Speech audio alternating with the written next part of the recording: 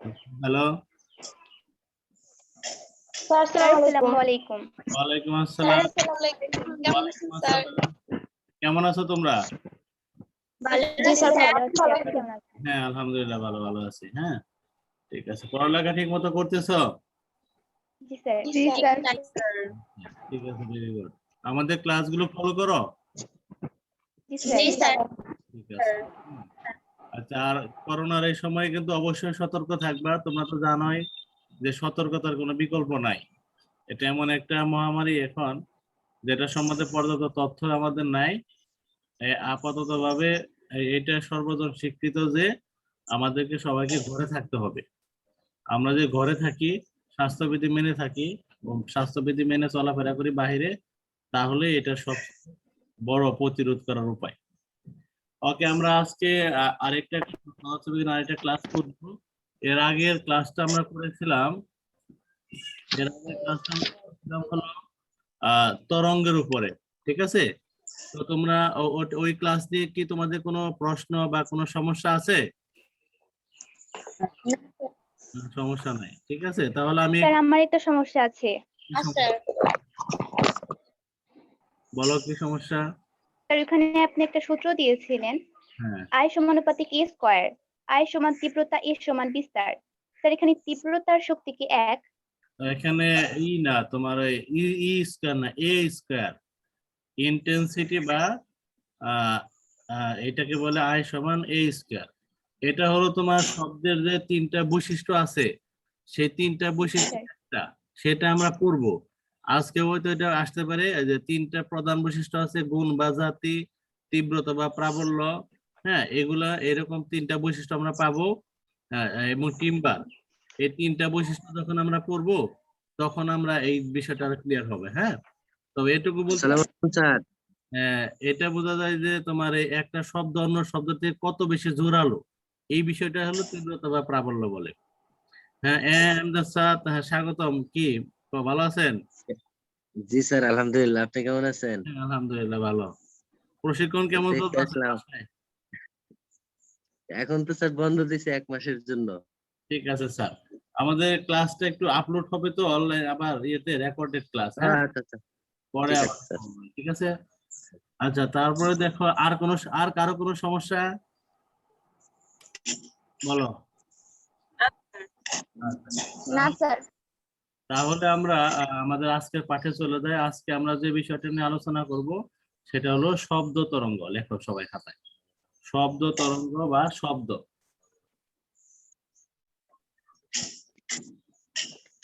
শব্দ তরঙ্গ বা শব্দ। তোমাদের কি কারো মনে আছে গতদিন যে আমরা শব্দ তরঙ্গ তরঙ্গের একটা প্রকারভেদের মধ্যে ফেলেছিলাম উদাহরণ হিসেবে?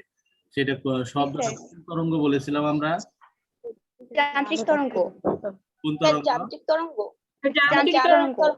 হ্যাঁ, মাধ্যম মাধ্যম লাগা না লাগার উপর ভিত্তি করে এটা যান্ত্রিক তরঙ্গ। কিন্তু আরেকটা প্রকারভেদ করেছিলাম তোমার। অনুদৈর্ঘ্য তরঙ্গ। হ্যাঁ, তরঙ্গ প্রবাহের দিক এবং মাধ্যমের কণাগুলোর দিক, প্রবাহের এটার উপর ভিত্তি করে আবার আমরা এটাকে আরেকটা প্রকারে বেঁধে ফেলেছিলাম, সেটা হলো অনুদৈর্ঘ্য তরঙ্গ। ঠিক আছে, আচ্ছা ঠিক আছে, আমরা আগে সংজ্ঞা লিখি, তারপরে আমরা এটা পরবর্তী আলোচনায় যাব। হ্যাঁ, তো লেখো যে যে শক্তি যে শক্তি যে শক্তি কোনো বস্তুর যে শক্তি কোনো বস্তুর কম্পনের ফলে উৎপন্ন হয়ে যে শক্তি কোনো বস্তুর কম্পনের ফলে উৎপন্ন হয়ে অনুদৈর্ঘ্য তরঙ্গ রূপে অনুদৈর্ঘ্য তরঙ্গ রূপে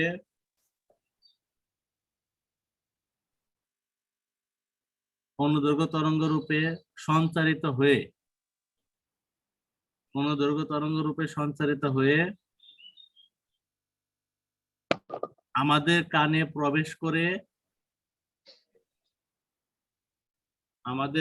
প্রবেশ করে শ্রবণের শ্রবণের অনুভূতি জাগায়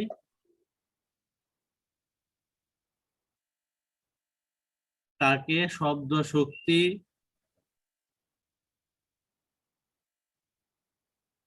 বা শব্দ তরঙ্গ বা শব্দ বলে। যেটা আসবে প্রশ্নে সেটা দিবা।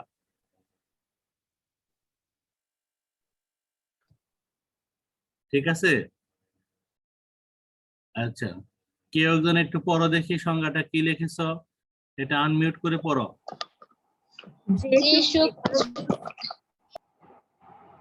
আচ্ছা তুই বল বল। যে শক্তি কোনো বস্তুর কম্পনের ফলে সঞ্চারিত হয়ে আমাদের কানে প্রবেশ না, করে শ্রবণের যে শক্তি হবে, যে শক্তি কোনো বস্তুর কম্পনের ফলে উৎপন্ন হয়ে, কোনো বস্তুর কম্পনের ফলে উৎপন্ন হয়ে অনুদৈর্ঘ্য তরঙ্গ রূপে, এটা হবে। যে শক্তি কোনো বস্তুর কম্পনের ফলে উৎপন্ন হয়ে অনুদৈর্ঘ্য তরঙ্গ রূপে সঞ্চারিত হয়ে বা সামনে অগ্রসর হয়ে আমাদের কানে প্রবেশ করে শ্রবণের অনুভূতি জাগায়, হ্যাঁ, তাকে কি বলে? শব্দ শব্দ শক্তি বা শব্দ তরঙ্গ বা শব্দ বলে। শব্দ বলে। ঠিক আছে? আচ্ছা, তাহলে বিষয়টা দেখো, সংজ্ঞাতে আমাদের অনেক কথা চলে আসছে, তারপরেও বলি যে শব্দ মানে হলো এক প্রকার শক্তি, আর শক্তি মানেই কোনো না কোনো কাজ করে। তো শব্দ শক্তিও তাহলে একটা কাজ করে। সেই শব্দ শক্তিটা কি কাজ করতেছে?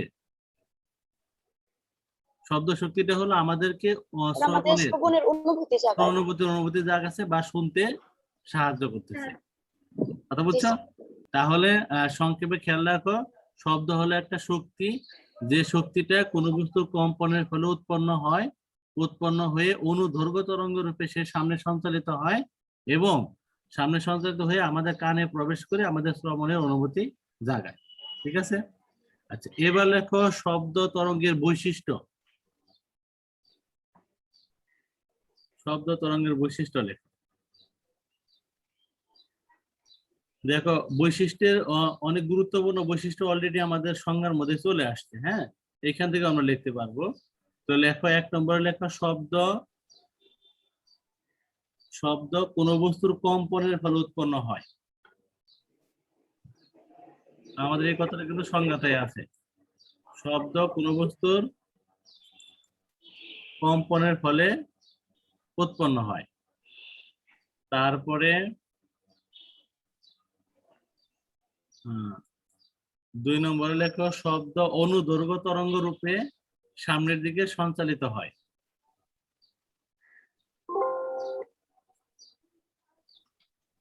অনুদৈর্ঘ্য তরঙ্গ রূপে সামনের দিকে সঞ্চালিত হয়। লিখেছো? না স্যার। তারপরে লেখো, শব্দ সঞ্চালনের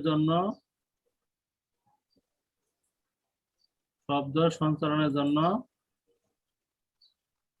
মাধ্যমের প্রয়োজন হয়।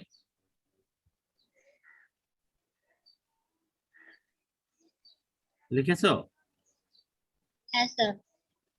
তারপরে বৈশিষ্ট্যটা লেখো, শব্দ আমাদের শুনতে সাহায্য করে।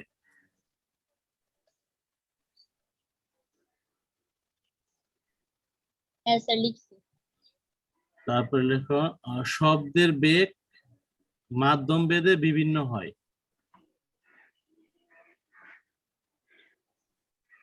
শব্দের বেগ মাধ্যম ভেদে বিভিন্ন হয়, হ্যাঁ, এবং কঠিন মাধ্যমে সবচেয়ে বেশি, ওইখানে লিখে হলো, কঠিন মাধ্যমে সবচেয়ে বেশি, তরল মাধ্যমে তার চেয়ে একটু কম বা তার চেয়ে কম। কঠিন মাধ্যমে সবচেয়ে বেশি, তরল মাধ্যমে তার চেয়ে কম, এবং বায়ু মাধ্যমে সবচেয়ে বেশি। মাধ্যমে সবচেয়ে কম।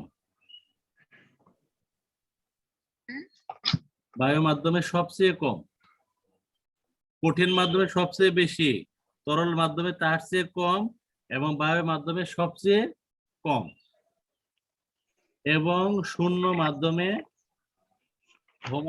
হুমায়রা একটু অফ করো ক্যামেরা প্রয়োজনে। হ্যাঁ, বলছিলাম এবং শূন্য মাধ্যমে শব্দের বেগ শূন্য, শূন্য মাধ্যমে শব্দের বেগ শূন্য। খেয়াল করো, দেখো আমাদের পদার্থবিজ্ঞানের আলোচনায় বিশেষ করে সব তো আলোর ক্ষেত্রে যখন আমরা পড়বো তখন এই শূন্য মাধ্যম এবং বায়ু মাধ্যম একই বুঝাবো বা একই বলা হবে, কিন্তু এই শব্দের ক্ষেত্রে বায়ু মাধ্যম এবং শূন্য মাধ্যম বিষয়টা আলাদা। শূন্য মাধ্যমে শব্দের বেগ একেবারেই থাকবে না, শূন্য মাধ্যম বলতে একদম যেখানে কোনো কিছু নাই সেটাকে বোঝাচ্ছে, এবং সেখানে শব্দের বেগ শূন্য, আর বায়ু মাধ্যমে শব্দের বেগ সবচেয়ে কম। এটা কিন্তু অনেক ক্ষেত্রে কনফিউশন হয়। হ্যাঁ, এই লাগে, এটা কিন্তু ভালো মতো খেয়াল রাখো। হ্যাঁ, আচ্ছা, এই সংজ্ঞাগুলো দেখো, আমরা এই বৈশিষ্ট্যগুলো আমরা মোটামুটি সংজ্ঞা থেকে পেয়েছি, কিন্তু তারপরে তোমাদের আরো দুইটা বৈশিষ্ট্য বাড়তি লিখতে পারবা। দেখো, আমরা তো আগেই বলেছি শব্দ এক ধরনের তরঙ্গ, অনুদৈর্ঘ্য তরঙ্গ, তাই না? তো অনুদৈর্ঘ্য তরঙ্গের আমরা আগের দিন ওই সংজ্ঞা থেকে বৈশিষ্ট্য লেখার পরেও আরো দুইটা বৈশিষ্ট্য বাড়তি লিখেছিলাম, মনে আছে নাকি? জি স্যার লিখেছিলেন। এই বাড়তি দুইটা বৈশিষ্ট্য এখানেও লেখা যাবে। বাড়তি বৈশিষ্ট্য কি ছিল? তরঙ্গের উপরিপাতন ব্যতিহার ঘটে। হ্যাঁ হ্যাঁ হ্যাঁ, এই একই কথা এখানেও লিখতে পারবা, শব্দ তরঙ্গের উপরিপাতন, প্রতিফলন, ব্যতিচার ইত্যাদি ঘটে। ওই একই কথাটা এখানেও লিখতে পারবা।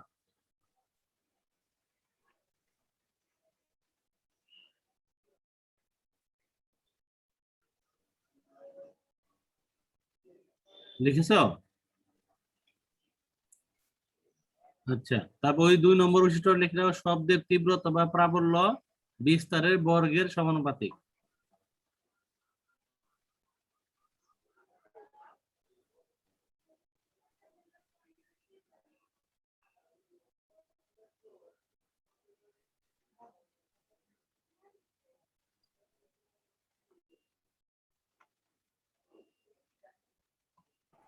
স্যার আরেকবার বললেন।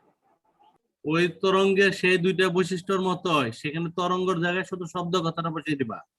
তরঙ্গের যে বলছিলাম আমরা, তরঙ্গের উপরিপাতন, ব্যতিচার, প্রতিফলন ইত্যাদি ঘটে।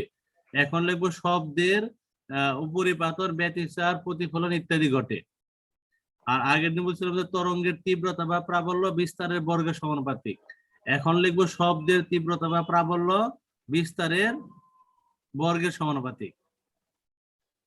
কথা কি বুঝতে পারছো? জি স্যার বুঝতে পারছি। ঠিক আছে। আচ্ছা, এখন এরপরে খেয়াল করে দেখো, আমরা যে শব্দের কয়টা বৈশিষ্ট্য পড়লাম, যে মেইন বৈশিষ্ট্য যে কম্পনের ফলে উৎপন্ন হয় এবং মাধ্যম ছাড়া চলতে পারে না, এটার একটা পরীক্ষা আছে।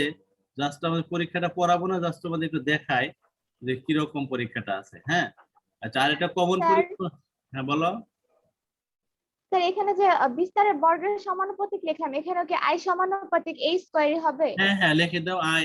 যদি তুমি তীব্রতাকে আই দিয়ে প্রকাশ করো আর বিস্তারকে এ দিয়ে, তাহলে লিখতে পারি আমরা আই সমানুপাতিক এ স্কয়ার। আচ্ছা, দেখো আমাদের কমন একটা বৈশিষ্ট্য আমরা সবসময় দেখি, বা তোমরা পরখ করলে দেখতে পারবা যে আমাদের স্কুল যখন চলবে বা স্কুল যখন চলে তখন দেখবে যে ঘন্টা, যে নির্দিষ্ট ক্লাস পর যে ঘন্টা বাজানো হয়, বেল দেওয়া হয়, হ্যাঁ, ওইটা তখন দেখবা যে ওইটাকে তোমরা যখন শব্দটা হচ্ছে তখন ওরা ধরে দেখবা যে এটা কাঁপতেছে। তো ওটা যখন যতক্ষণ শব্দ হয় ততক্ষণই কাঁপে, আবার যখন কাঁপা বা কম্পন থেমে গেল দেখবা যে কি শব্দ হচ্ছে না। এর থেকে প্রমাণ হয় শব্দ কিসের ফলে উৎপন্ন হয়? কম্পনের ফলে। আবার এখানে দেখো, এই যে এখানেও একটা পরীক্ষা এখানে অলরেডি আছে। এই যে এখানে একটা সুর শলাকাকে একটা হাতুড়ি দিয়ে আঘাত করা হচ্ছে। তো দেখা যাচ্ছে যে এই হাতুড়ি দিয়ে আঘাত করার ফলে সুর শলাকাটা যতক্ষণ কাঁপতেছে বা যখনই কম্পন শুরু করছে তখনই সে শব্দ উৎপন্ন করতে পারছে। যখন তার মধ্যে কম্পন নেই তখন সে শব্দ কি করতে পারে নাই, উৎপন্ন করতে পারে নাই, বা শব্দ থেমে গেছে। আচ্ছা, এই একটা গেল। আর একটা তোমার হলো, আমরা যে বলছিলাম যে শব্দ সঞ্চালনের জন্য কি জন্য প্রয়োজন হয়? মাধ্যম, মাধ্যমের ঠিক আছে? মাধ্যমের সেটারও একটা প্রমাণ আছে, যে তোমরা কমন একটা প্রমাণ আমরা বলে রাখি। দেখো যে চাঁদে আমরা জানি যে চাঁদে বায়ুমণ্ডল নাই, মানে কোনো মাধ্যম নাই। এই কারণে চাঁদে যে বিজ্ঞানীরা গিয়েছিল তারা কিন্তু বিশেষ আহ প্রক্রিয়ায় পরস্পরের সাথে কথোপকথন করেছিল, তাই না? হ্যাঁ, কারণ সেখানে যদি তারা কথা টথা বলতো তাহলে শুধু মুখ নড়তো বা এরকম দেখা যাইতো। কারণ শব্দ সঞ্চালনের জন্য যে মাধ্যমটা লাগবে সেই মাধ্যমটা সেখানে কি ছিল না। ছিল না। হ্যাঁ, এবং এখনো যদি আমরা কোনোভাবে আমাদের ঘরে বা আশেপাশে যদি আমরা মাধ্যমহীন অবস্থা ক্রিয়েট করতে পারি, তাহলেও দেখবো যে একজনের শব্দ আমরা কি শুনতে পাচ্ছি না, শুধু মুখ নড়তেছে আমাদের।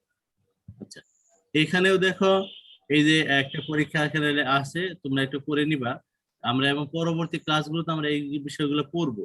জাস্ট তোমরা দেখে রাখো এখন যে শব্দ সঞ্চালনের জন্য জড় মাধ্যমের প্রয়োজন হয়।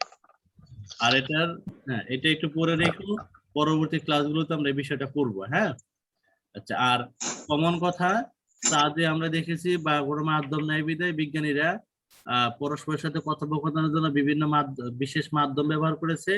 এবং আমাদের দৈনন্দিন জীবনে যদি কোনো বায়ুশূন্য স্থান আমরা সৃষ্টি করি, তাহলে দেখবো যে যে উৎসটা শব্দ উৎপন্ন করতেছে সেটা কম্পিত হচ্ছে বা ওই ব্যক্তির মুখ নড়তেছে, কিন্তু তার শব্দটা আমরা শুনতে পাবো না। কথাটা কি বুঝতে পারছি আমরা? জি স্যার। এখন দেখো মায়েশা বলো, তাহলে আমরা কি এই যে দুইটা পরীক্ষা দেখলাম, কি কি পরীক্ষা দেখলাম বা শব্দের দুইটা প্রথম পরীক্ষা বলো। প্রথম পরীক্ষাটি হচ্ছে তরঙ্গ সঞ্চালন, না, প্রথম পরীক্ষাটি হচ্ছে শব্দের জন্য যে মাধ্যমের প্রয়োজন হয় সেটা। শব্দ সঞ্চালনের জন্য, শব্দ এক স্থান থেকে অন্য স্থানে যাওয়ার জন্য অবশ্যই মাধ্যমের প্রয়োজন হবে। আর দুই নম্বরটা আর দুই নম্বরটা হচ্ছে আরেকটা আর কি। হ্যাঁ হ্যাঁ, আরেকটা হচ্ছে আরেকটা হচ্ছে যে তোমার কম্পনের ফলে শব্দ উৎপন্ন হয়। হ্যাঁ, যদি আমরা কম্পন। শব্দ উৎপন্ন করতে চাই তাহলে সেখানে অবশ্যই কম্পন সৃষ্টি করতে হবে।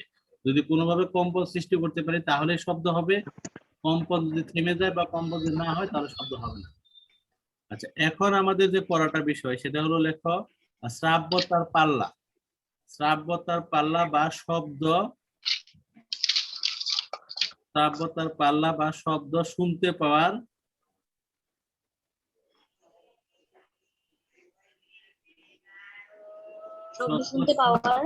শুনতে পাওয়ার পাল্লা।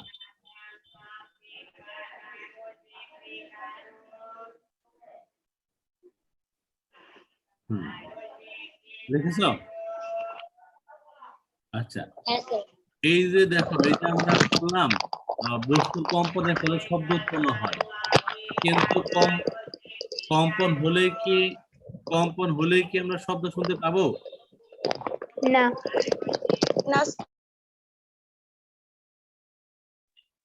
স্যার, মাধ্যমের প্রয়োজন। পরিমাণ ডিসচার্জের বেশি হতে হবে। কম্পন হলেই আমরা শব্দ শুনতে পাবো না। যে এটার যে উৎসটা বা যে বস্তুটা প্রতি সেকেন্ডে 20 বার, কমপক্ষে 20 বার এবং সর্বোচ্চ 20,000 বার কম্পিত হবে প্রতি সেকেন্ডে, তো সেই উৎস যে শব্দটা উৎপন্ন করবে সেই শব্দটা আমরা কি করতে পারবো? শুনতে পাবো। মানে কোন উৎস যদি প্রতি সেকেন্ডে 20 বারও কাঁপে অথবা 20 থেকে 20,000 হার্জের মধ্যে কাঁপে, তাহলে সেই উৎস থেকে যে শব্দটা উৎপন্ন হবে সেই শব্দটা আমরা কি করতে পারবো? শুনতে পাবো। কিন্তু কোন উৎস যদি 19 সেকেন্ড বা তার চেয়ে 10, 12, 5 প্রতি সেকেন্ডে 5 বার বা 6 বার কাঁপে, তাহলে সেই উৎসের শব্দ আমরা শুনতে পারবো না। আবার যদি কোন উৎস 30,000 বার বা 50,000 বারও প্রতি সেকেন্ডে কম্পন সৃষ্টি করতে পারে, তাহলে তার শব্দ আমরা শুনতে পাবো না। এই যে একটা নির্দিষ্ট কম্পাঙ্কের শব্দ আমরা শুনতে পাই, এইটাকে বলা হয় শ্রাব্যতার পাল্লা। বুঝতে পারছো? এইটা আমাদের এক সেন্সে এটা প্রতিবন্ধকতা বলতে পারো, কিন্তু এই প্রতিবন্ধকতাই আমাদের জন্য রহমত। কারণ আমরা যদি 20,000 যে কম শব্দ শুনতে পেতাম, তাহলে কীট পতঙ্গে যে শব্দ উৎপন্ন করতো সেগুলো আমরা শুনতাম। আর যে 20,000 হার্জের চেয়ে বেশি শব্দ শুনতে পেতাম, তাহলে এই বিভিন্ন গ্রহ উপগ্রহ যে চলাফেরা করতে, তাদের যে শব্দ সেগুলো শুনতে পারতাম। তাহলে এই বিকট শব্দে আমাদের বসবাস করা কি অসম্ভব হয়ে যেত। তো সৃষ্টিকর্তার প্রদত্ত আমাদের এই প্রতিবন্ধকতাটা আমাদের জন্য ভালো পক্ষান্তরে, তাই না? ঠিক আছে, এখন এটা আমরা একটা সংজ্ঞাকারে লিখবো। দেখো আমি স্ক্রিন শেয়ারে দেখাচ্ছি, তোমরা এখান থেকে একটু লিখে নাও। দেখো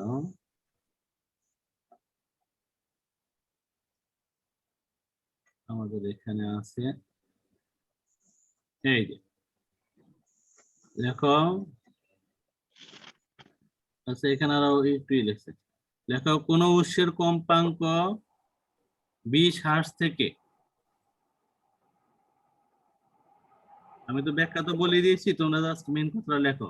কোন উৎসের কম্পাঙ্ক এইটুকু, হ্যাঁ, কোন উৎসের কম্পাঙ্ক 20 হার্জ থেকে 20,000 হার্জের মধ্যে সীমিত থাকলেই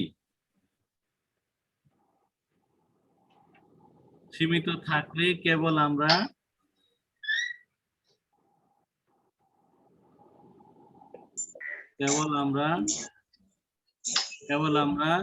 সেই উৎসের শব্দ শুনতে পাবো। দেখো কোন উৎসের কম্পাঙ্ক 20 হার্জ থেকে 20,000 হার্জের মধ্যে থাকলেই কেবল সেই উৎসের শব্দ আমরা শুনতে পাবো। দেখেছো? জি স্যার। হ্যাঁ স্যার। হ্যাঁ একে শ্রাব্যতার পাল্লা বলে।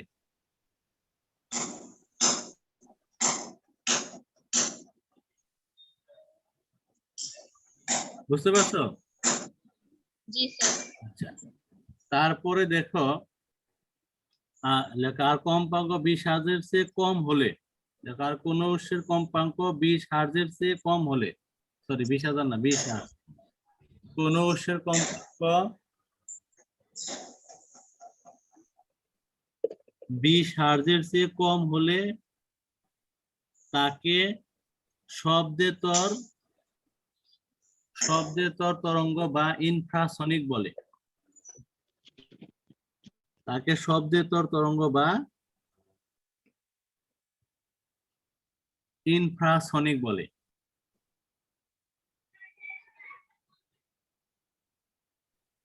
স্বর্ণা পড়ো তো, কি লিখেছো? স্যার প্রথম থেকে পড়বো। শ্রাব্যতার পাল্লার সংজ্ঞাটা পড়ো। হ্যাঁ, কোন উৎসের কম্পাঙ্ক 20 হার্জ থেকে 20,000 হার্জের মধ্যে সীমিত থাকলে কেবল আমরা সেই উৎসের শব্দ শুনতে পাবো, একেই শ্রাব্যতার পাল্লা বলে। হ্যাঁ, কোন উৎসের কম্পাঙ্ক 20 হার্জের চেয়ে কম হলে তাকে শব্দোত্তর তরঙ্গ বা ইনফ্রাসনিক বলে। হ্যাঁ, শব্দের তর। আচ্ছা, আর সরি স্যার, শব্দোত্তর হবে। হ্যাঁ, আরেকটা লেখো, কোন উৎসের কম্পাঙ্ক 20,000 হার্জের চেয়ে বেশি হলে, 20,000 হার্জের চেয়ে বেশি হলে তাকে শব্দোত্তর তরঙ্গ বা আল্ট্রাসনিক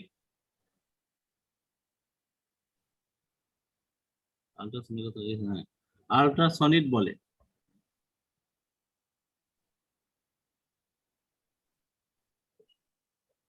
লিখেছো? হ্যাঁ জি স্যার। স্যার। দিয়ানা পড়ো তো, আল্ট্রাসনিক জিনিসটা কি? কোন শব্দের উৎস 20,000 হার্জের বেশি হলে না, শব্দের উৎস না, কোন উৎসের কম্পাঙ্ক। কোন উৎসের কম্পাঙ্ক 20,000 হার্জের বেশি হলে তাকে শব্দোত্তর তরঙ্গ বা আল্ট্রাসনিক তরঙ্গ বলে। বা আর না, শব্দোত্তর তরঙ্গ বলে বা আল্ট্রাসনিক বলে। ঠিক আছে, ওকে। এখন দেখো এই বিষয়টাকে আমরা একটু এরকম করে ছক আকারে লিখতে পারি। দেখো আমি তোমাদেরকে একটা ছক দেখাচ্ছি, সেখান থেকে তোমরা এটা লিখতে পারবা।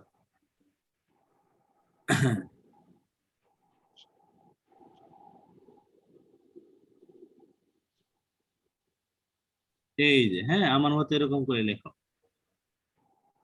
মাঝখানে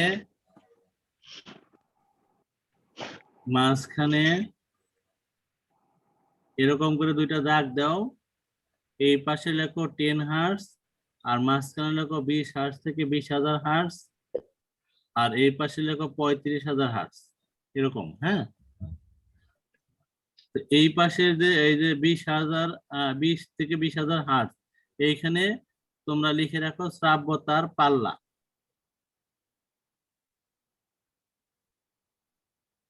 শ্রাব্যতার পাল্লা।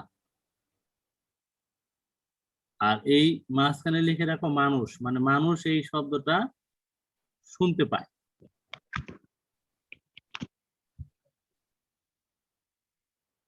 বুঝতে পারছো? জি স্যার। আচ্ছা, আর এই পাশে লেখো ইনফ্রাসনিক বা শব্দের তর বা শ্রুতিপূর্ব বা অবশ্রুত, বেশ কয়েকটা নাম আছে, আমি বলতেছি। দেখো জুম করে দিচ্ছি আমি একটু। ইনফ্রাসনিক বা শব্দের তর বা শ্রুতিপূর্ব বা অবশ্রুত, এই অপর নামগুলোর সময় থাকলে যাতে তোমরা কনফিউশন না হও, এই জন্য লিখে দিয়েছি। হ্যাঁ, আর এই পাশেরটা দেখো, এটা হলো আল্ট্রাসনিক, এটার কয়েকটা নাম আছে। শব্দোত্তর, শ্রবণোত্তর বা শ্রবণাতীত।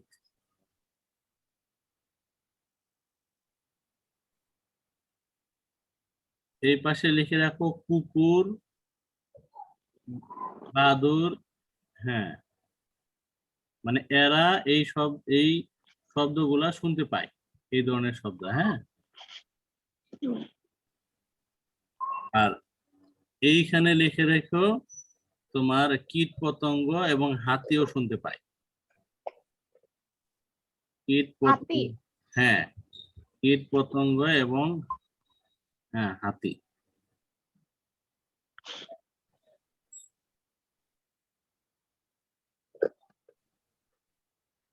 বুঝতে পারছো? জি স্যার। তোমরা আরেকটা জিনিস খেয়াল করে রাখো, অনেক ক্ষেত্রে দেখবো অনেক জায়গায় এই 20,000 হার্টজ না লিখে 20K হার্টজ লিখছে। তোমরা তো জানোই যে এই হাজার কে অনেক সময় কে লেখে, কে মানে হাজার। 20K hertz. ঠিক আছে? আচ্ছা, এই কারণে তোমরা ভালো করে খেয়াল রেখো, আবার কনফিউশন করো না। আর স্যার এটা একটু ফুলটা আবার একটু দেখান। দেখাচ্ছি। আর এখানে দেখো এই যে ইসের তোমার এখানে 20 হার্টজের নিচে নিম্ন লেখা আছে, আর 20,000 হার্টজের নিচে ঊর্ধ্ব লেখা আছে। ঊর্ধ্ব বানানটা ঠিক করে রেখো। তো এরকম লেখার কারণ হলো অনেক সময় প্রশ্ন আসবে যে আমাদের শ্রাব্যতার পাল্লার নিম্ন সীমা কত, তখন হবে 20 হার্টজ। যদি বলে শ্রাব্যতার পাল্লার ঊর্ধ্ব সীমা কত, তখন হবে 20,000 হার্টজ। 20,000 ভাই। হ্যাঁ, এইটা খেয়াল রেখো। হ্যাঁ, এই তো দেখতে পাচ্ছ? হ্যাঁ স্যার। হ্যাঁ স্যার। ঠিক আছে, তাহলে সেই স্ক্রিন শেয়ার অফ করে দেই।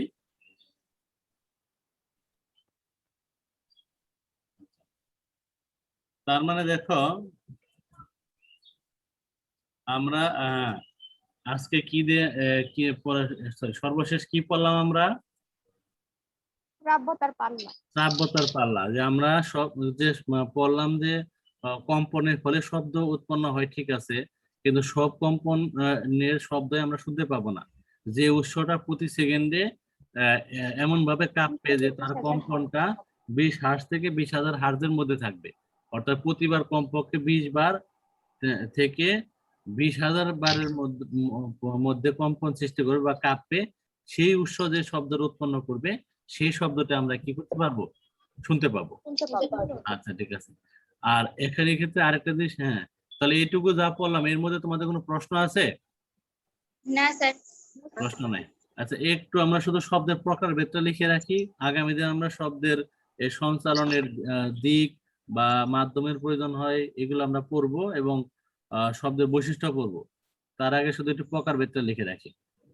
লেখো, শ্রোতার উপর ভিত্তি করে শব্দ দুই প্রকার। শ্রোতার উপর ভিত্তি করে,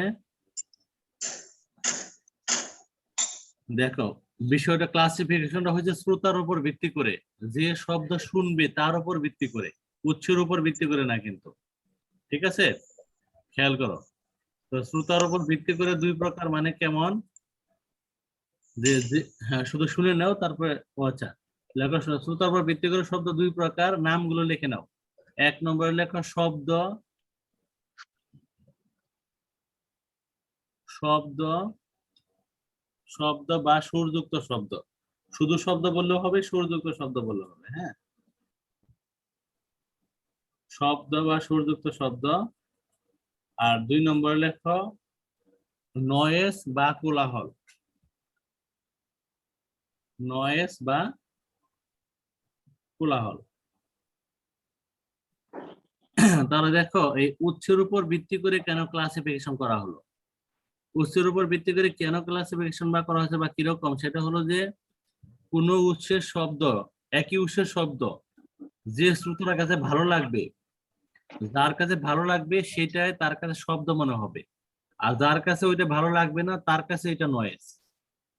মনে করো কোনো একটা গান বাজানো হচ্ছে পাশে, তোমার সেটা শুনতে ভালো লাগতেছে, তোমার কাছে সেটা শব্দ, আর তোমার পাশে আরেকজন আছে তার কাছে সেটা বিরক্তিকর মনে হচ্ছে।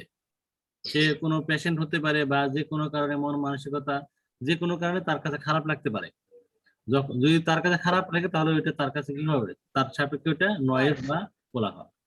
অর্থাৎ একই উৎসের শব্দ কারো কাছে শব্দ মনে হবে, কারো কাছে নয়েজ বা কোলাহল মনে হবে। ঠিক আছে, তবে যেগুলো শব্দ বা সুরযুক্ত শব্দ, তো আমরা তো জানি ভালো জিনিস বেশিরভাগ মানুষের ভালো লাগে, তাই না? তো যে শব্দগুলো এগুলো সাধারণত বেশিরভাগই ক্ষেত্রে ভালো লাগে, এবং কোনগুলো সাধারণত এই শব্দটা হয় যে উৎসটা একটা সিস্টেমেটিক পর্যায়ক্রমে একটা সুরযুক্ত একটা নিয়মতান্ত্রিক ভাবে শব্দ উৎপন্ন করে, সেই শব্দটা বেশিরভাগ লোকেরই ভালো লাগে, সেটা শব্দ হয়। যেমন মনে করেন হারমোনিয়াম, গিটার বা কোনো বাদ্যযন্ত্র, এগুলো শব্দ একটা সিস্টেমেটিক ভাবে হয়, এগুলো সাধারণত সবারই ভালো লাগে। এক্সেপশনাল দুই একজন আছে, তাই না? ঠিক আছে, অর্থাৎ এই সংজ্ঞাটা যখন আমরা সংজ্ঞা পড়বো তখন এই সংজ্ঞাটা লিখে দিব, এবং সুরযুক্ত শব্দে আরো 3টা বৈশিষ্ট্য আছে, ওগুলো আমরা তখন পড়বো। হ্যাঁ, এখন শুধু ক্লাসিফিকেশনটা জেনে রাখলাম। ঠিক আছে, তাহলে দেখো এই হলো আমাদের শব্দ সম্পর্কে প্রাথমিক ধারণাটা। তোমরা এটা ভালো করে পড়ো, পরবর্তীতে আমরা এই শব্দ সংশ্লেষণের জন্য মাধ্যমের প্রয়োজন হয়, তারপরে তোমার শব্দ কম্পনের ফলে উৎপন্ন হয়, তারপরে সুরযুক্ত শব্দের বৈশিষ্ট্য, এগুলো আমরা পরবর্তীতে পড়বো। ঠিক আছে, এখন যদি তোমাদের কোনো প্রশ্ন থাকে তাহলে সেই প্রশ্ন আমাকে করতে পারো আজকে ক্লাস নিয়ে। কারো কোনো কিছু জানার আছে? স্যার, হ্যাঁ, স্যার স্যার। শব্দ এক প্রকার শক্তি আর শব্দ এক প্রকার তরঙ্গ, এই দুটার মধ্যে কি পার্থক্য আছে? না না, তো পার্থক্য আর তো কি, তোমার তরঙ্গ এক জিনিস, শক্তি এক জিনিস, তাই না? মানে এই শক্তিটা সে তরঙ্গ আকারে চলে আর কি, বুঝতে পারছো? স্যার এরকমটা, কিন্তু শক্তি তো শক্তি। হ্যাঁ, তাহলে তো এই দুইটা আমরা আলাদা আলাদা বৈশিষ্ট্য হিসেবে লিখতে পারবো না। না না, আলাদা লিখবা না, অনুদৈর্ঘ্য তরঙ্গ লিখবা। হ্যাঁ, এটা একসাথে লিখে দেবে। হ্যাঁ বলো, আলাদা লিখতে পারো, শুধু শক্তি এবং অনুদৈর্ঘ্য তরঙ্গ লিখতে পারবা, সমস্যা নেই। হ্যাঁ বলো, জ্যোতি বলো। স্যার, বিজ্ঞানের ভাষায় কি শব্দ শুধু সুরযুক্ত শব্দের মধ্যে পড়ে? মানে সুরযুক্ত শব্দকে কি শব্দ ধরা হয়? না, সুরযুক্ত শব্দ যেটা হয়তো বিজ্ঞানের ভাষাটা আসে না এখানে, যেটা বিজ্ঞানের ভাষাটাই বলতেছে ভালো লাগলেই শব্দ, ভালো না লাগলেই নয়েজ বা কোলাহল। ঠিক আছে, বিষয়টা সম্পূর্ণ শ্রোতার উপর নির্ভর করবে। আচ্ছা, আমরা বইয়ের সাথে আরো উত্তর দিব। এখন তোমাদের মেন বইয়ের যেটা পড়বা, দেখো মেন বইয়ের 199 পৃষ্ঠা থেকে 199 পৃষ্ঠা থেকে তোমার হলো 98 199 পৃষ্ঠা থেকে হলো তোমার 202 পৃষ্ঠা পর্যন্ত, 199 থেকে 202 না স্যার 204 পৃষ্ঠা পর্যন্ত। এর মাঝখানে হয়তো দুই একটা টার্ম আমাদের বাকি আছে, ওগুলো আবার আমাদের পরবর্তী শব্দের যে পরবর্তী ক্লাসগুলো আসবে সেখানে আমরা পাবো। হ্যাঁ, ওই যে শব্দ স্যার, 98 পেজেরটা কিন্তু বাদ গেল অঙ্কটা। অঙ্কটা ওটা করবো, আমরা করে নেই, বিষমান এফ আমরা প্রমাণ করে নেই, তারপরে করাবো। ঠিক আছে, আজকে তো শব্দ পড়ালাম, শব্দটা ভালো মতো পড়ে দাও। ঠিক আছে, তাহলে ভালো করে পড়ো, এবং এরপরে যদি কোনো সমস্যা থাকে তাহলে সেগুলো আলাদা করে আইডেন্টিফাই করে রাখবা।